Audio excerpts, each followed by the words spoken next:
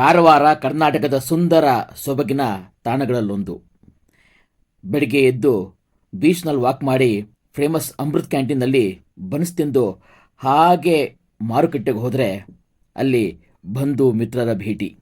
ಎಂಥ ಅದ್ಭುತ ಭಾನುವಾರ ಇವರು ಪಾಲ್ಗೆ. ಹೃದಯದಷ್ಟೇ ಪುಟ್ಟದಾದ ಊರು, ಆದರೆ ಅದರ ನೆನಪುಗಳು ಹೃದಯದಲ್ಲಿ ಸದಾ ಹಚ್ಚ ಹಸಿರು ಅಲ್ವೇ?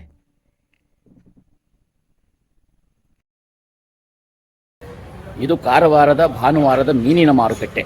ತರಾವಳಿ ಮೀನುಗಳು. ನಾನು ಮೀನು ತಿನ್ನಲಿಕ್ಕಿಲ್ಲ, ಆದರೆ ಮೀನಿನ ಬಗ್ಗೆ ಮಾತಾಡಲಿಕ್ಕೆ ಅಡ್ಡಿ ಇಲ್ಲ ಅಲ್ಲವೋ? ಬನ್ನಿ ನೋಡುವ.